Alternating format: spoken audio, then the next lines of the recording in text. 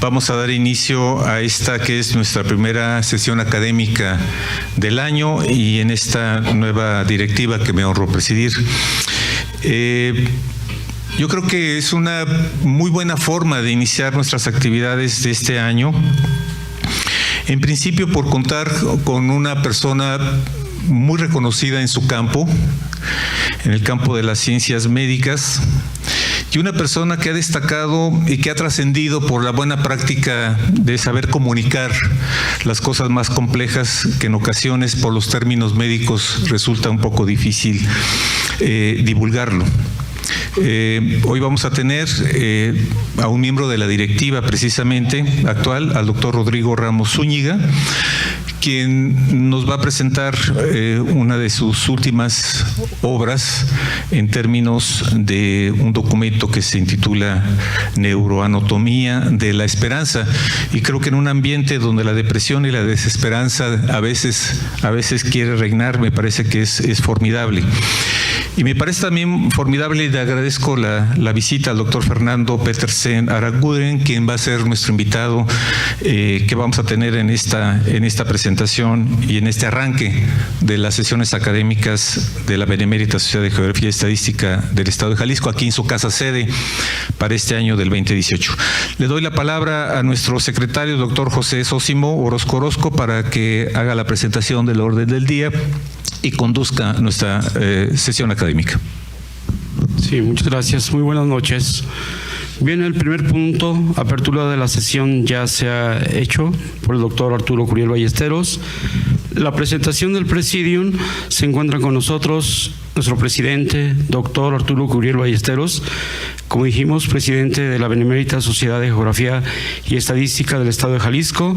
Se encuentra también el doctor Rodrigo Ramos Zúñiga, que es consocio y autor, el doctor Fernando Petersen Aranguren, que además de ser el presentador, también tiene el cargo de director de servicios públicos municipales, médicos municipales de Guadalajara.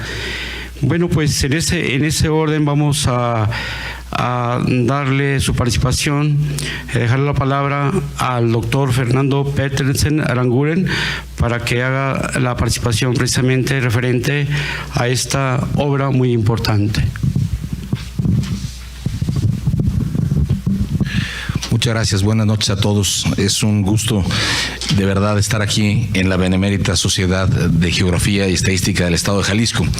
Realmente eso ya es en sí un gusto, pero también es un gran gusto el poder compartir con ustedes la obra de un gran amigo, una gran persona, un gran científico, un líder en el área de las neurociencias en el Estado de Jalisco y en la República Mexicana, que inquieto, como siempre ha sido Rodrigo, no se queda en la parte solamente médica de las situaciones que nosotros los seres humanos vivimos.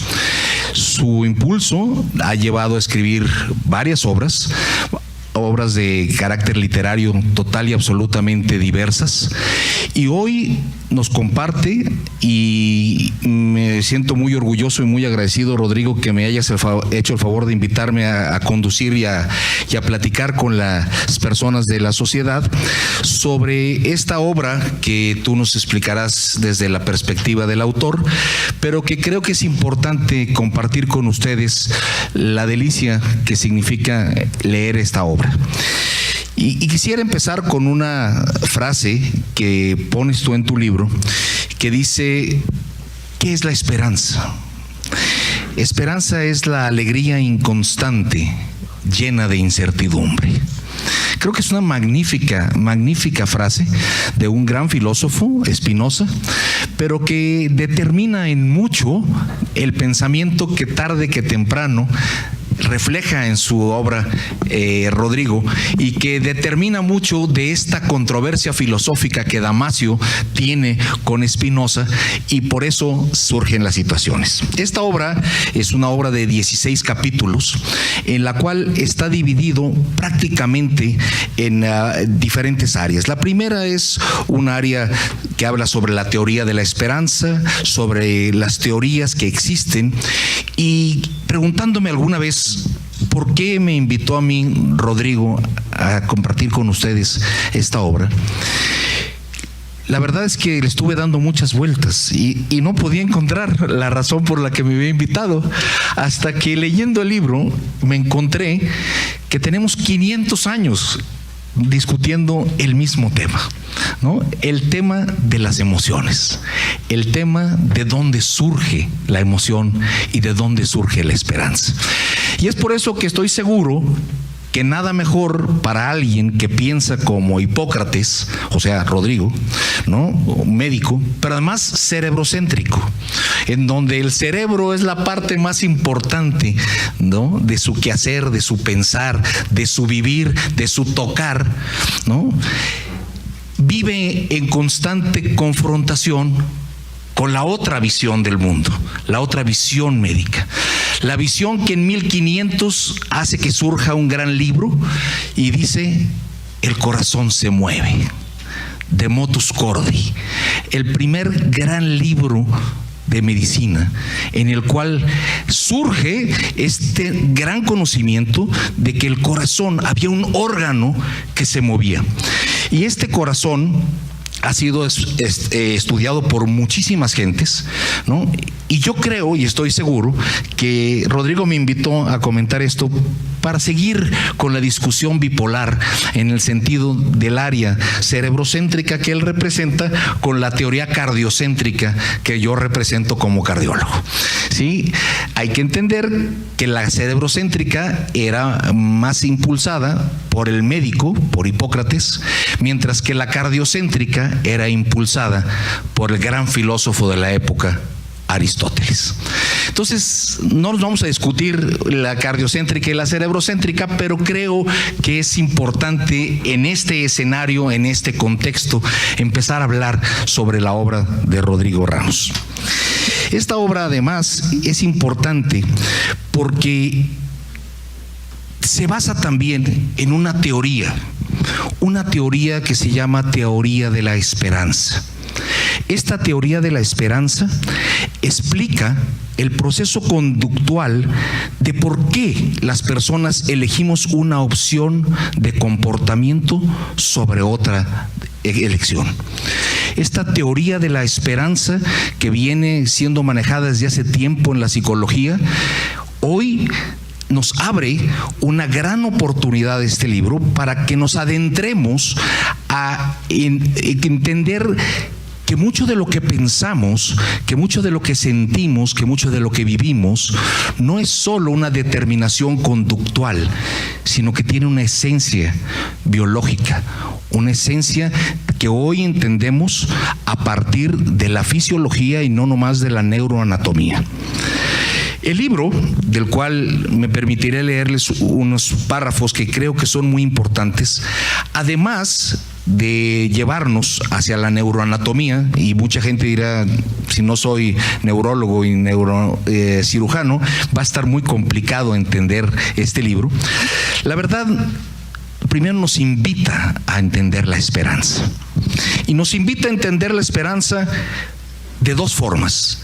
Primero, en una narrativa muy importante que empieza con un capítulo que se llama Esperanza sin prescripción. Y creo que esta es una parte importante de lo que viven una enorme cantidad de personas que tienen cáncer. O sea, un cáncer que después de enfrentar una y otra vez a un médico que todavía no sabe que tiene uno, finalmente llega la conclusión de un estudio histopatológico que dice: señor, tiene usted cáncer. Y entonces el telón se vuelve a abrir y dice Rodrigo, el facultativo, con rostro frío, repasa la lectura de los últimos hallazgos.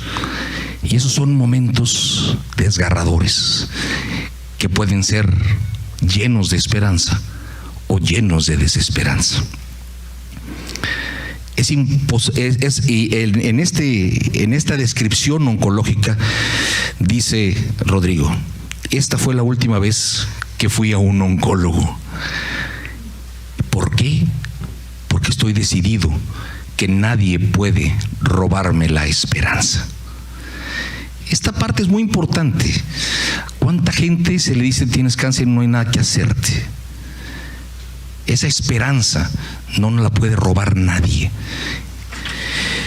Hay fronteras también de esperanza, y en este segundo capítulo de Fronteras de Esperanza nos habla de la esperanza de los migrantes. Ese gran grupo de personas que ven en otros lugares, en otras latitudes, y dejando todo, algo diferente. Una alegría, como la describíamos, inconstante y llenas de incertidumbre. Ahí, en este capítulo, ¿no?, quisiera resaltar algo muy importante que escribe Rodrigo. Dice: la esperanza tiene dignidad y requiere dignidad. Situaciones muy importantes de las cuales a veces no pensamos en las categorías y las cualidades de la esperanza. El tercero se llama Regresará, y es un texto en el cual la esperanza dice no tiene sus razones, pero hay algo más fuerte que los medicamentos que nos hace vivir. Tiempos mejores, está muy al momento, tiene que ver con el marketing, ¿no? Siempre estamos esperando qué más nos van a vender. Y tenemos el iPhone 4 y queremos el 5, y tenemos el 5 y esperamos el 6, y tenemos el 6 y ya llegó el 10, ¿no? Entonces, es importante. Pero esto es muy importante porque Rodrigo describe, ¿no?, que el marketing logra inducir una conducta, y es algo tan elemental como manipular la esperanza aplicándola a un proceso social masivo. Y hoy día lo vivimos todo el tiempo, en todas las formas de comunicación, en las famosísimas áreas de la política mexicana. Más allá de una estrategia para inducir una reacción, el futuro está contenido en actitudes proactivas, productos de la reflexión y la información educada. Después viene la carrera más difícil, y es la carrera que corren los que no pueden correr, los que están en rehabilitación física. No sé si todos han tenido la oportunidad de entrar en un proceso de rehabilitación, pero es un proceso tan lento, ¿no?, que realmente se requiere de una enorme esperanza para salir y verle final al proceso de la rehabilitación de cualquier tipo, llámese rehabilitación física, llámese rehabilitación psicológica, llámese rehabilitación cardíaca, de cualquier tipo, ¿no? Después viene un capítulo sobre sustratos neurobiológicos y circuitos neuronales. Y aquí es importante cómo Rodrigo habla de toda la neuroanatomía, pero también habla de la filosofía, y habla de que Descartes sustentó por mucho tiempo la posición de que hay una glándula en el cerebro que conocemos como glándula pineal, y durante muchísimo tiempo se pensó que ahí estaba el alma de los individuos. Había que ir a entender el alma de los individuos. Y luego entramos a la segunda parte de este libro, que es una parte más técnica, es una parte importante, porque aquí empezamos a hablar ahora sí de neuroanatomía. Se llaman los circuitos neurales de la esperanza. Y Rodrigo nos habla brevemente, pero de forma muy concisa, que la corteza prefrontal en la región media, basal y lateral, además de las regiones de la subcorteza, conforman uno de los circuitos más relevantes para la regulación y control de las conductas, entre las cuales se encuentra la esperanza. Creo que muy pocas personas nos dábamos el tiempo de pensar si había un sustrato anatómico para los valores, si eran simplemente situaciones aprendidas, filosóficas, o si había un sustrato realmente anatómico que nos hiciera que nosotros, nomás por ser quienes somos, tenemos la capacidad anatómica de tenerlo. Estos circuitos hoy se conectan a través de varios sistemas, Y Rodrigo describe los circuitos de recompensa a través de circuitos dopaminérgicos, glutaminérgicos, GABAérgicos, que se encuentran y se involucran con áreas relacionadas con la resiliencia, que después habla de manera muy importante. Un mecanismo fundamental para entender este proceso de una conducta reactiva o proactiva es el estar reforzando. Y es importante que la anatomía, que se configura como la anatomía de la esperanza, por una parte tiene una parte de información que necesita ser reforzada y por otra parte una área que requiere mecanismos que tengan una conducta proactiva. La corteza frontal ventromedial resulta uno de los elementos más importantes, y cuando esta zona se altera, el individuo pierde la capacidad de razonamiento social y de razonamiento moral. El cíngulo, que es una estructura cerebral más interna, es una de las estructuras que establecen el nexo que hay entre un sistema límbico más primitivo, más básico, y un trastornado irrelevante en la conducta que caracteriza el síndrome cingulado anterior, cuya presentación clínica es la falta de personalidad. Entonces empezamos a entender, ¿no?, que lo que somos tiene un gran sustrato neuroanatómico. Por supuesto que pensamos de ciertas maneras y hay una enorme cantidad de situaciones, pero también hay estructuras que van determinando lo que nosotros pensamos. La ínsula anterior es un área importante para determinar la área de la desconfianza, de la traición y del riesgo. La amígdala está representando uno de los relevos emocionales para los estímulos ambientales y es importante también en la toma de decisiones. Nos lleva después a la esperanza y la evolución humana. Sigue ahí y pone un poema muy importante que muy probablemente lo conozcan, se llama Invictus. De hecho, hay una película que se hizo al respecto de este poema sobre Nelson Mandela. Después habla de esperanza y sociedad, ¿no?, en donde la toma de decisiones, la motivación, la función ejecutiva son estructuras fundamentales de este triángulo en el cual el conocimiento nos determina. Hans Berger, cuando inventó el electroencefalograma, postula de primera intención que para lo que él hizo el electroencefalograma era para leer la mente. El interés ha sido saber qué está pasando adentro de esta gran estructura a la cual le llamamos cerebro. Es importante que el estado afectivo nosotros lo entendemos o principalmente lo manejamos alrededor de una reacción placentera. El placer es relevante, muy importante para la felicidad, pero existe un vínculo, no solo histórico, sino también neurobiológico. Y todas estas situaciones nos llevan a entender la bioquímica cerebral de los efectos psicoemotivos y cómo aspectos de la conducta moral son resultados de un cóctel de neurotransmisores y no nomás una serie de valores aprendidos y una serie de conocimientos leídos o experimentados. La dopamina y péptidos como la misma oxitocina, los vasopresina y los péptidos opioides hacen relevos neurales hoy día conocidos, hoy día fundamentales, que nos permiten entender cómo pensamos, por qué pensamos.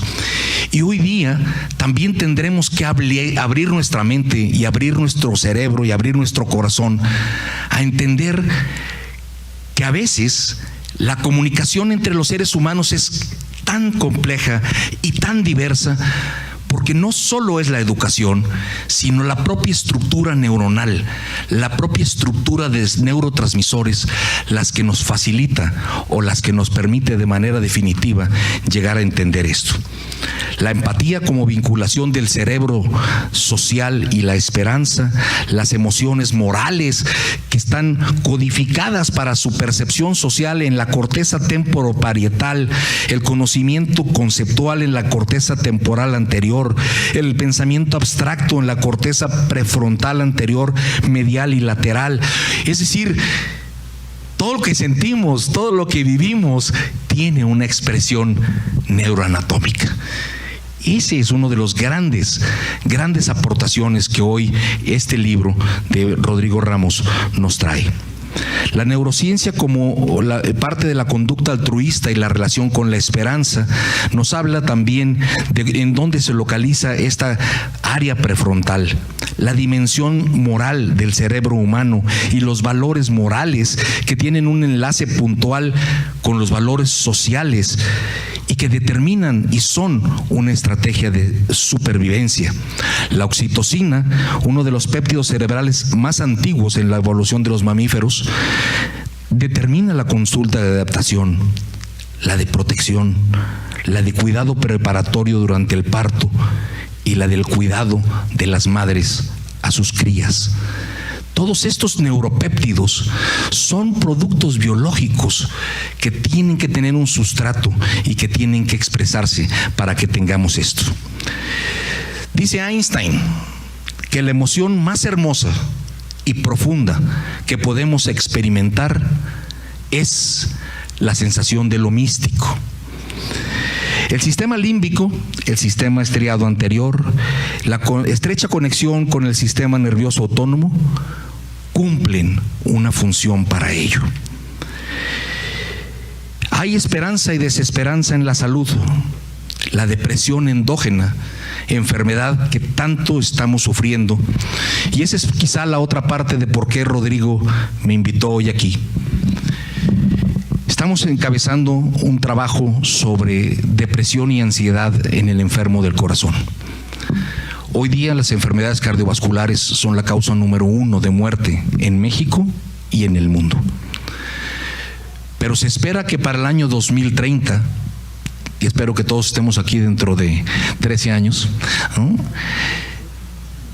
depresión y ansiedad serán la causa número 1 de discapacidad en el mundo. Y tenemos que hacer algo. Esta depresión, esta desesperanza es fundamental como un proceso patológico que tiene que ser visto no solo como un estado psicológico, sino como una verdadera oportunidad neuropsicológica en el cual el conocimiento de estos péptidos, el conocimiento de estas áreas permiten que la ciencia avance y que la farmacología le dé una solución y una esperanza a los enfermos que hoy tienen una grave enfermedad llamada depresión. El efecto placebo, que todo mundo conocemos, es una manipulación importante de la esperanza. La experiencia dolorosa o nociceptiva es una experiencia única que no solo involucra mecanismos neurobiológicos, sino también una experiencia emocional en un contexto social específico. Y dice Rodrigo, los hombres no lloran. El efecto placebo.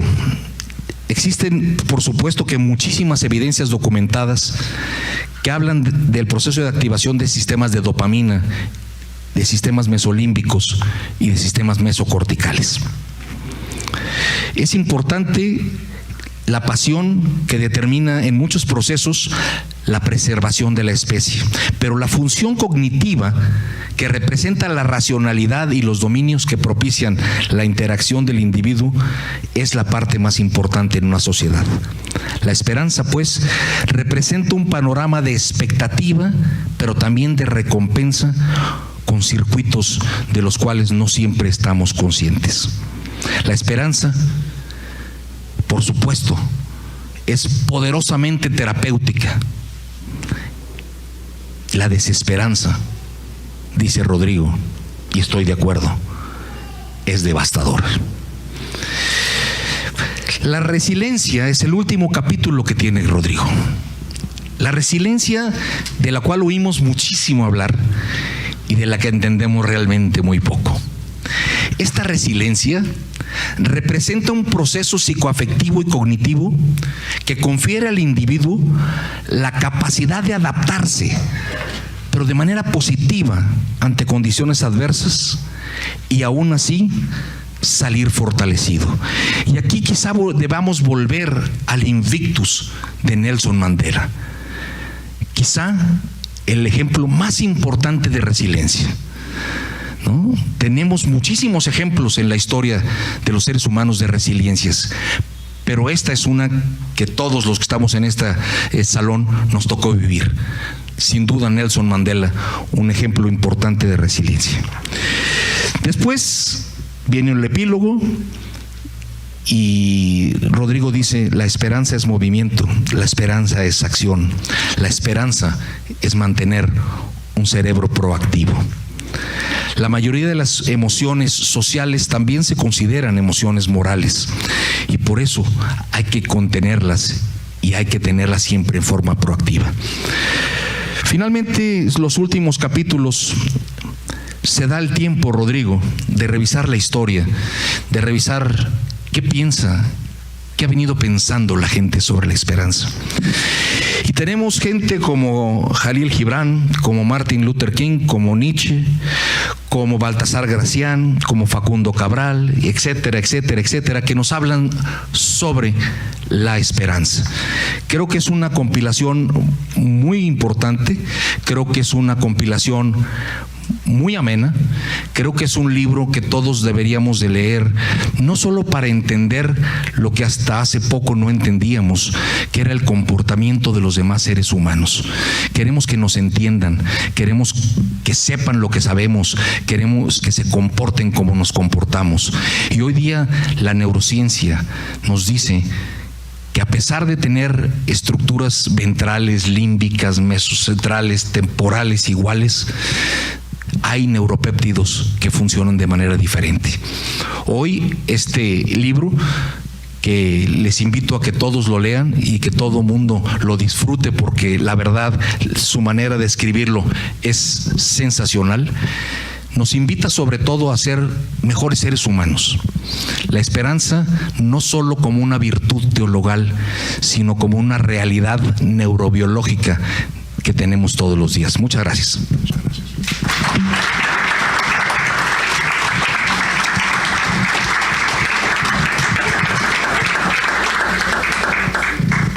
Doctor Fernando Petersen Aranguren, ha hecho usted una muy emotiva y sobre todo brillante presentación de esta obra, y bueno, este también es un momento culminante en que el autor, el doctor Rodrigo Ramos Zúñiga, nos va a hablar acerca de esta obra y seguramente, no sé si quedó alguna idea por ahí pendiente de publicar o qué piensa en un futuro. Me estoy adelantando desde luego a la exposición de ese tema tan gratificante que necesitamos mucho en este momento, la esperanza. Doctor Rodrigo, tiene usted la palabra. Muy buena noche. Señor presidente, estimados consocios, señoras y señores, buena noche. Agradezco la oportunidad de participar en esta primera sesión de nuestra sociedad, la Benemérita Sociedad de Geografía y Estadística del Estado de Jalisco, y es pertinente establecer también mi gratitud al trabajo de revisión exhaustivo que hizo el doctor Fernando Petersen Aranguren, además de la generosa compilación que hizo la doctora Isabel Martín de la Universidad de Sevilla para integrar el prólogo. Me referiré entonces en los próximos minutos a algunos de los puntos que ya han sido comentados, pero desde una perspectiva más global de la neurociencia en un lenguaje lo más amigable posible. No existe conflicto de intereses de ninguna índole. E iniciamos entonces parafraseando un texto de Gibran en donde hablaba de que en la profundidad de los inviernos vive una primavera palpitante. Con certeza podemos decir que en el interior de cada individuo se configura una expectativa. Y siendo puntuales, hoy por hoy resulta apropiado señalar que en el interior de cada cerebro reside una expectativa que puede traducirse en esperanza. Las emociones morales o de alto rango o complejas o emociones también llamadas prosociales han sido analizadas con más detalle a la luz de los avances tecnológicos de la neurociencia y particularmente la neurociencia cognitiva. De tal manera que nos acercamos poco a poco al discernimiento entre los datos duros de la ciencia y sus correlatos más distinguidos desde la filosofía, la historia, la antropología, como también de las mismas expresiones de arte, en donde existe una gran cantidad de ejemplos a propósito de cómo la palabra, el texto, el análisis sobre la esperanza en diferentes connotaciones teológicas, históricas, filosóficas y psicobiológicas han ocupado buena parte de la búsqueda en el pensamiento humano. Perseguimos una herencia del conocimiento que cautivó a los primeros usuarios de este intelecto para identificar en principio que la conciencia y la función pensante eran algo etéreo, metafísico, místico, casi solo explicado por la divinidad y destinado a los sabios expertos en la heurística y la hermenéutica. Desde la res cogitans de la estructura hasta el pienso y luego existo, surgió la búsqueda permanente del asiento del alma, aquello que se postuló como un reto común para el ser humano, en donde buscábamos identificar las áreas del conocimiento formal y no formal, al asumir la dualidad del ser humano, el cuerpo y el alma, a pesar de las escasas evidencias. Da Vinci, Miguel Ángel y muchos otros creativos hicieron lo propio en su época, intentando discernir cuál era la estructura ligada a la expresión del pleno conocimiento, y esta es una de las imágenes de la parte central de la Capilla Sixtina, en donde para los críticos de arte la creación del hombre está ligada a la creación del intelecto. Su conocimiento de las estructuras cerebrales han permitido identificar un lóbulo frontal, un parietal, hasta un cerebelo, si lo vemos en esa conformación por el acceso que tenían a las autopsias y a las disecciones desde el punto de vista anatómico.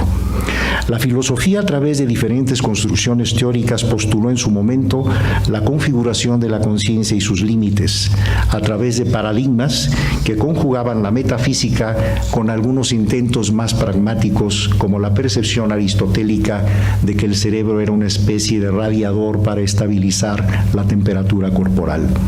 De esta manera surgen los humores, desde Empédocles a Hipócrates, la bilis negra, la bilis amarilla, la flema y la sangre, el licor de las cavidades ventriculares, el cuarto ventrículo por donde circulaba el espíritu animal, las propuestas de Galeno, Vesalio, el senso comune de Da Vinci, en donde trazaba unas coordenadas en donde existía el sentido común, la pineal de Renato Descartes contrastaba también con la total oscuridad de la masa encefálica.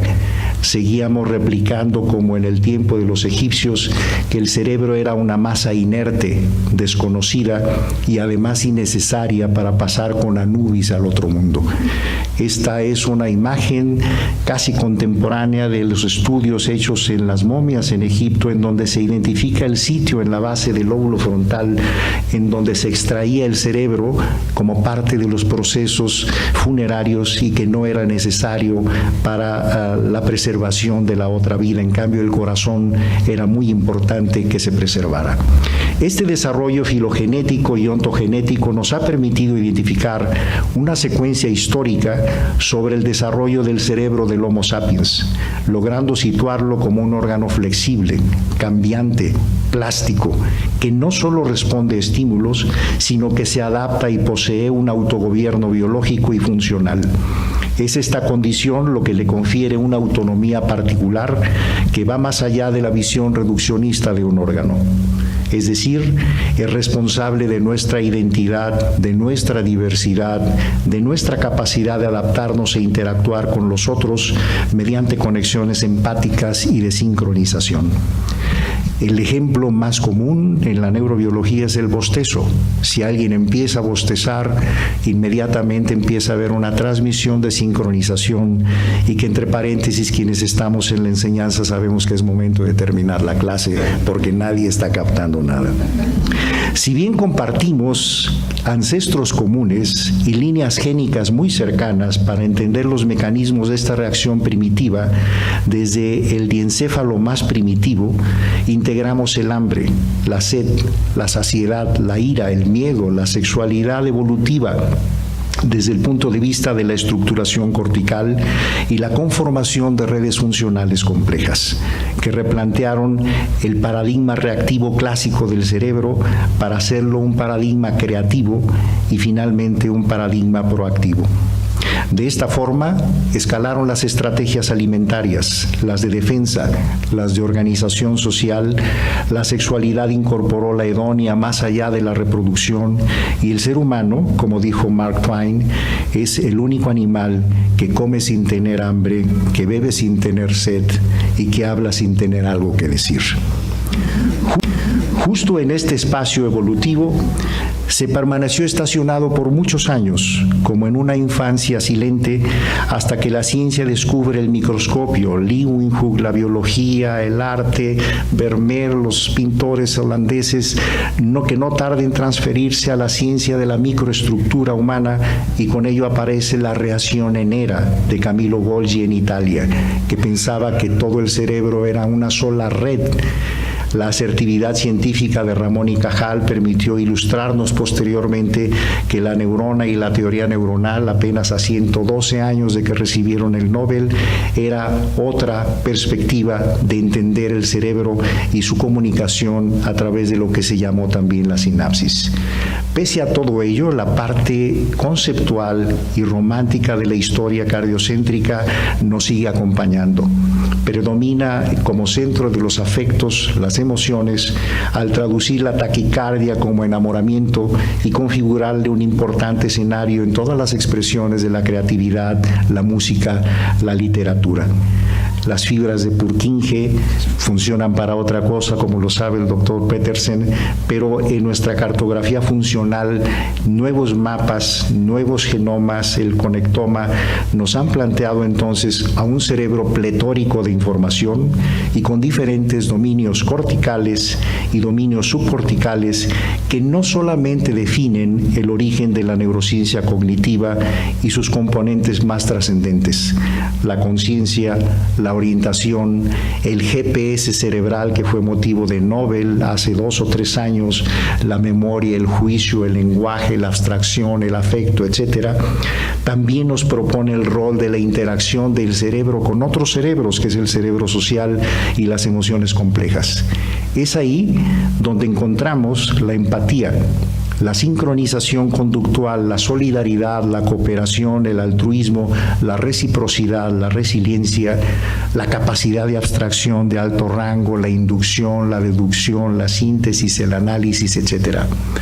Por ello, muchos de estos procesos que parecían inherentes solamente al Homo sapiens, hoy entendemos que van más allá de esta conceptualización cardiocéntrica. Siempre va a ser más romántico ver un corazón con una flecha que ver un cerebro con una flecha. Y de paso les acabamos la mercadotecnia de la próxima semana, del 14 de febrero. Por ello entonces, para el caso del Homo sapiens y la conducta de la maternalización es probablemente, como se comentó, uno de los primeros ejemplos sobre la conducta moral de los animales. A su vez, es el mismo circuito de la expectativa y de la recompensa, el mismo circuito de las adicciones. Es por ello que la esperanza supone una interacción compleja que va más allá de estos esquemas primitivos de recompensa y de placer con sus respectivos reforzamientos. Puede darse en función a la expectativa de un premio, como todos esperamos un reconocimiento, o puede darse también por la ausencia de penalización, que es lo que configura el síndrome de Estocolmo, en donde la persona se enamora de su secuestrador, y que eso confiere también un escenario de carácter social en donde existen fenómenos muy consecuentes con las dictaduras y los regímenes de dictación. Supone también la participación de fenómenos cognitivos complejos, la temporalidad, el futuro.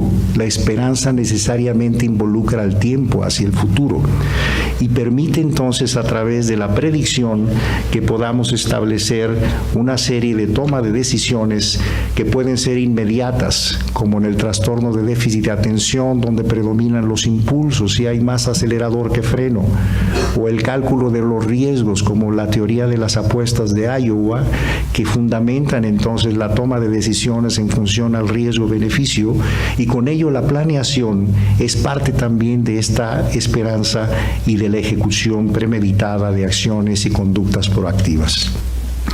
Para que se configure la esperanza que pensamos que era exclusiva del Homo sapiens, este es un estudio de American Scientific en donde a un bebé en una comunidad totalmente silvestre con malformaciones congénitas, la comunidad de chimpancés lo cuidó por 2 años hasta que tuvo una muerte natural. De tal forma que la cooperación, el altruismo, es inherente a parte de la conducta primaria de los mamíferos y de los primates y permite entonces establecer, más allá de escenarios de carácter motivante o de sublimación, que hay condiciones primarias que aún siguen siendo vigentes. Uno de los primeros Homo sapiens descubiertos, 300.000 años, tiene diferencias en su volumen y en su caracterización con los últimos Homo sapiens, y bastan 114 días en una estación espacial para que haya también reconfiguraciones de la corteza cerebral en términos de la plasticidad. Con ello entonces identificamos una serie de estructuras que ya fueron señalados, que integran la expectativa, el estado de equilibrio del individuo y una serie de procesos cognitivos y psicoemocionales que van a integrar la esperanza. Distintos escenarios concurren con la expectativa ligada a la toma de decisiones. Hoy por hoy la mercadotecnia, dígase neuromarketing, juega con estas posibilidades y genera entonces una decisión de compra, promueve una tendencia, provoca un consumo e incluso puede generar un voto electoral. Diferentes transiciones entre la esperanza básica y la más compleja promueven el status quo y reaccionan concretas en el individuo y su interacción social.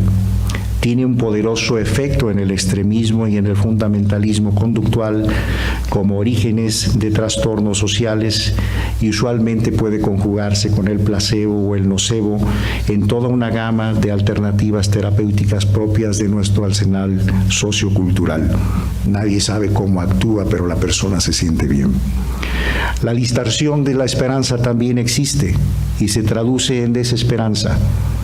Estructuras bien definidas la han configurado con estudios contemporáneos de resonancia funcional, pero para el caso de la salud mental del individuo, esta es una de las escalas para evaluar la depresión que fue descrita por el profesor Beck en Pensilvania en 1974, en donde una de las primeras escalas de depresión se denominó la escala de desesperanza de Beck, identificando algunos de los parámetros o indicadores más importantes que establecían este criterio diagnóstico. Algunos síndromes explican muy bien este fenómeno y han sido objeto de muchísimos estudios. Uno de ellos, el caso del señor Phineas Gage, en donde una lesión traumática en el lóbulo frontal del lado izquierdo reconfigura todo su patrón de conducta, y el profesor Harlow, que lo describe como un caso clínico en 1848, describe textualmente su comportamiento. Es impulsivo, irreverente y en ocasiones da rienda suelta a la blasfemia, algo que no era su costumbre. Muestra poco respeto por sus compañeros, es impaciente, incapaz de retener consejos, es obstinado, caprichoso, vacilante, crea planes de acciones futuras que en lugar de ser planificadas de forma adecuada son abandonadas. En este sentido, su mente cambió radicalmente, tan decisivo fue el cambio que sus amigos y conocidos dicen que ya no es Gage. Pudiera parecer la descripción de personajes contemporáneos en estas coordenadas o coordenadas transfronterizas, pero es un fenómeno bien reconocido desde hace mucho tiempo de cómo también esto modifica la conducta. Con ello nos acercamos finalmente cada vez más a la comprensión y a la dimensión moral del cerebro humano. Por ello, representa una única posibilidad de lograr un punto de equilibrio entre el bienestar intrapersonal e interpersonal ligado a la convivencia social. A partir de las emociones, con relevos cognitivos de alto rango, la educación, dígase también neuroeducación, forma parte de ello en los procesos de moldeamiento básico y plástico de la corteza cerebral para generar nuevos formatos de comunicación humana. La esperanza en el plano de los servicios de salud es fundamental, no solo como una de las vinculaciones más claras con nuestros códigos deontológicos, dígase Hipócrates, sino per se como una estrategia intrínseca que de forma muy clara establece el quehacer terapéutico y sus implicaciones. La esperanza como el estoicismo, la resiliencia, la empatía, la solidaridad, el altruismo, forman parte del armamentarium humanístico de la práctica médica.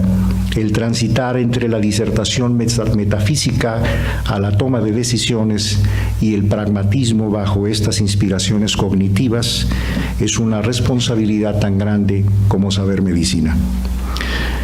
Para terminar, esta es una oportunidad de la interacción excelsa con otro ser humano al atender a una persona que requiere de servicios sanitarios. Somos depositarios de su confianza y de la vida de otra persona, para la cual siempre existirán retos. La calidad funcional y la calidad de vida debe prevalecer como parte fundamental en nuestras acciones, y tal y como lo he postulado en otras propuestas de la literatura científica internacional a propósito del término neuroética, es importante conceptualizar que en aquellos casos en donde no tengamos la total certeza científica, al menos debemos de tener la absoluta certeza moral. Muchísimas gracias por su atención y por su asistencia esta noche.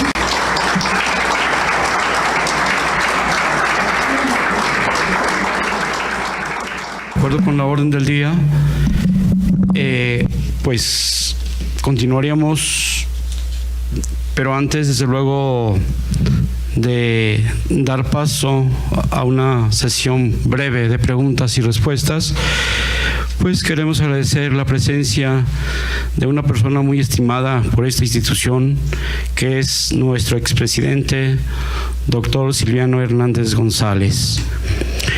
Y continuando, pues es de agradecer esta exposición, desde luego que nos da una literatura científica, y vamos, como habíamos señalado, a abrir el espacio breve. Tenemos unos minutos todavía de preguntas y respuestas por nuestro presentador y también por nuestro autor, Rodrigo Ramos Zúñiga. Adelante, por favor.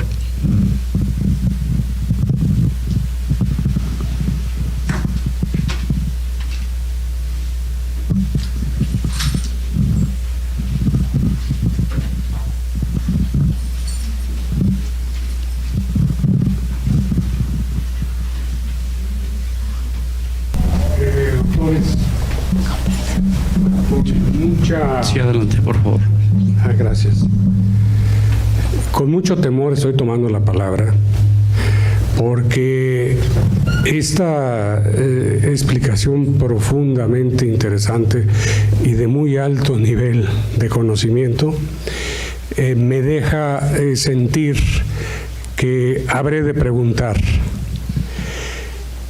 Una cosa muy importante, neófitamente yo puedo entender que la importancia del cerebro, de la esencia del hombre, el factor esperanza, es, se puede decir, una premisa básica del vivir y del poder vivir mejor. Sin el ánimo de competir, y mucho menos, a mí me surgió el cuestionamiento: ¿es tan importante o qué es más importante, la esperanza o la fe? Porque la fe también, incluso de alguna manera en términos mercadotécnicos, si me lo permiten, ha sido mejor cotizada la fe que la esperanza. de tal forma que pues hay enfermos que con fe de aliviarse implícitamente llevan la esperanza, pero vamos. Entonces la pregunta, con todo respeto y con toda humildad se las hago, porque veo que hay un mar de conocimiento profundo de su parte. ¿Cómo estaría ahí, si me permiten, la parte de la fe con relación a la esperanza? Muchas gracias por su comentario y bienvenido, desde luego. Curiosamente, comparten los mismos escenarios desde el punto de vista estructural en el lóbulo frontal. Y se trata de emociones morales o de emociones de alto rango que casi trabajan, por decirlo así, de forma conjunta. No podemos disociarlas una de otra. Algunas de ellas entran en el terreno del libre albedrío y de la toma de decisiones, en donde el contexto sociocultural permite que la fe pueda adjudicarse a cierto tipo de patrón desde el punto de vista de los referentes religiosos, filosóficos, culturales, etcétera. Pero se configuran entonces como parte, la parte que se señalaba como la parte proactiva, es la parte que permite entonces que, más allá de que la expectativa se vea como algo pasivo, que la esperanza sea como algo pasivo, eso conecta entonces con una serie de conductas proactivas en donde involucran el querer hacer algo, el quererse mover. Parafraseando a Galeano, que hablaba sobre la utopía, es exactamente lo mismo. Dice, ¿para qué sirve la utopía? Cuando yo me muevo, ella se mueve. Pues para eso sirve, para caminar. Y este es entonces un ejemplo muy puntual que permite una interacción entre estos elementos que son parte todos de la misma red de emociones morales. Yo quisiera, sin meterle acicate a Rodrigo, pero el próximo libro va a ser sobre la fe. Este nomás viene de la esperanza, ¿no? Y ahí sí estoy seguro que no me voy a invitar de comentarista, porque la fe y el corazón no van. La esperanza sí, la fe como que esa es una parte más interna del cerebro medio, ¿eh? Bien, adelante con una pregunta más, por favor. Muchas gracias, por supuesto, con mi mayor reconocimiento también. Alguna vez, doctores, tuve yo el gusto, y digo el gusto porque además de haber sido un autor que desde nuestras edades de bachilleres, no hace mucho por supuesto, teníamos lecturas de ese tipo orientadas por nuestros maestros, y hubo un personaje que particularmente nos llamaba la atención porque era un filósofo, sociólogo, en fin, era un personajote, que fue don Erich Fromm. Y ahí, pues, aparte del arte de amar, que era obligado en esos tiempos su análisis, un día, y fue de sus últimas obras que escribió cuando todavía radicaba en los años finales de los 60, por ahí en Cuernavaca, que se llamó La Revolución de la Esperanza. Es una obra poco leída. Recuerdo que alguna vez yo tuve el gusto de llevarse a los agentes que estaban pasando por un momento verdaderamente penoso y triste, y les regalé ese pequeño librito. Es un librito que puede uno leerlo en tres sentadas, para decirlo de alguna manera. Y ese libro plantea, cuando habla de la revolución de la esperanza, dice que esta, para efectos de que pueda generar, primero Fromm hace una reflexión que tiene que ver con que cuidemos, y precisamente es algo que nos está pasando en estos tiempos, cuidar que la sociedad frente a la tecnología tenga sus precauciones. Dice, porque corremos un riesgo, dice el filósofo, que al ratito seamos solo, en el ámbito de la sociedad, un engrane más de esa maquinaria, fría, que regresa, que se repite, etcétera, etcétera. Pero cuando habla de la esperanza, dice, esta, y yo creo que ahí es parte de lo que usted nos explicaba, una esperanza, dice él, no debe ser pasiva, sino esta debe de ser activa. Es decir, tú cuando te metes y estás en ese espacio de la esperanza, pues si tú también ahí te quedas, pues ahí te van a dejar. Sino que la esperanza debe estar acompañada de una acción que va hacia adelante, para que ésta pueda tener resultados efectivos. Y esa es la opinión de don Erich Fromm en ese libro.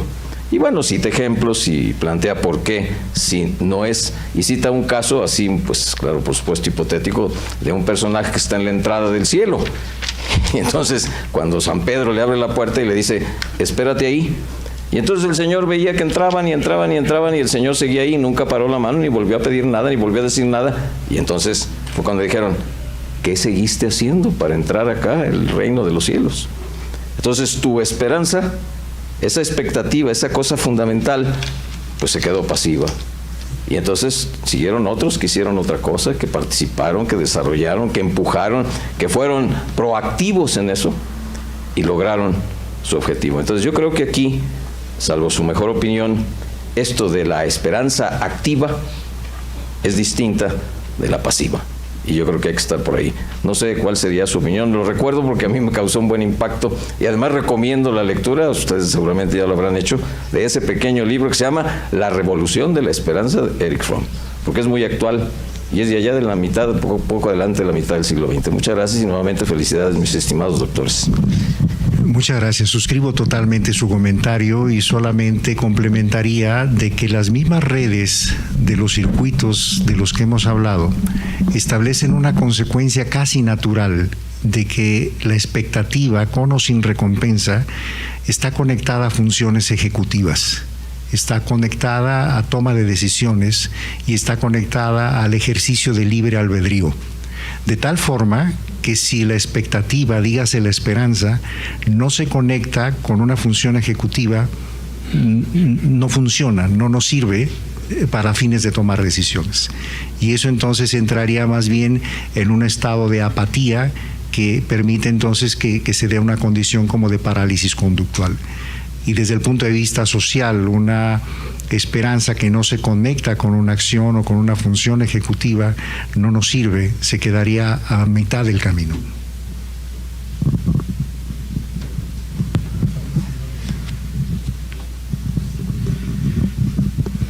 Bien, pues muchas gracias, maestro José Manuel Jurado Parres, director de la preparatoria número 5 y fundador. En el orden del día se encuentra establecido entrega de reconocimientos y desde luego por el doctor Arturo Curiel Ballesteros. Quiero pedirle si nos podemos poner de pie, por favor. Sí, muchas gracias. Antes de la entrega de este reconocimiento y motivados por la participación de José Manuel Jurado Parres, él hablaba de una etapa de nuestra vida cuando vivíamos con mucha esperanza. Yo también recordé en la presentación de este libro aquellas cifras estadísticas que hablaban de que nuestra actividad en el cerebro no habíamos logrado llevarla más allá que la mitad de lo que en ese momento se investigaba de que era nuestra capacidad total, que solamente un 50% o arriba de un 50% era lo que lográbamos tener una actividad en nuestro cerebro. Y me gustó mucho una palabra que dio nuestro doctor Rodrigo Ramos Zúñiga cuando habla de la cartografía. Más en una benemérita sociedad de geografía y estadística, hablar de la cartografía del cerebro es motivarnos a que busquemos ahí, en esa parte que no conocemos o muchas veces no conocemos o no activamos, buscar esto que es tan necesario, que es la parte de la esperanza. Creo que debemos de congratularnos en el sentido de que tenemos a uno de los mejores exploradores en esta tarea, que es precisamente el doctor Rodrigo Ramos Zúñiga.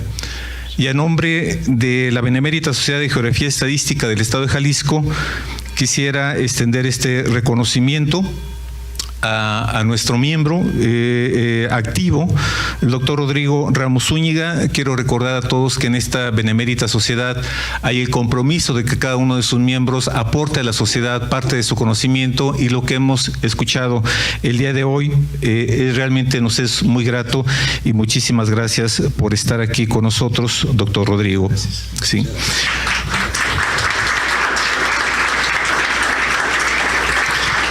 Y al mismo tiempo entregar un reconocimiento a nuestro invitado, el doctor Fernando Petersen Araguren, pues que escucharlo fue una delicia, poder conocer y poder interpretar la obra de este magnífico autor. Muchas gracias.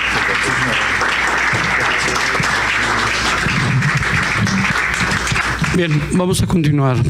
Nos podemos sentar, por favor.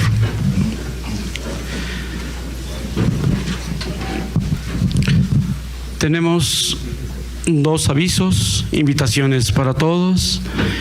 El martes 13 de febrero a las 10 horas, guardia de honor en la rotonda de los Jaliscienses Ilustres por el 238 aniversario del natalicio de don Valentín Gómez Farías.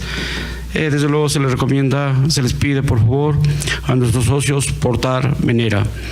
También el mismo día, martes 13 de febrero, pero a las 20 horas, hay una conferencia, Crecimiento y Modernización de Guadalajara, de 1880 a 1910, a cargo de nuestra consocia, doctora Angélica Peregrina Vázquez. Bueno, y continuando con esta brillante exposición de nuestra primera sesión, los invitamos desde luego a un pequeño convivio aquí a un lado. Muchas gracias. Perdón, nos queda pendiente una actividad todavía, que es la clausura de la sesión. Pues como ustedes saben, hoy es nuestra primera actividad y ante tantas personas importantes, brillantes, caray, pues se conviven un poco, pero seguramente en las siguientes sesiones todo va a ser de maravilla. Adelante. Sí, muchísimas gracias. Antes de terminar la sesión, quiero manifestar de que les agradezco mucho su presencia, les agradezco mucho su interés en la ciencia y de poder estar aquí compartiendo una hora de nuestra vida para hacernos reflexionar no solamente en nuestra cultura, en nuestro compromiso con la vida, sino en cómo ser mejores seres humanos. Muchas gracias y se queda cerrada la sesión del día de hoy.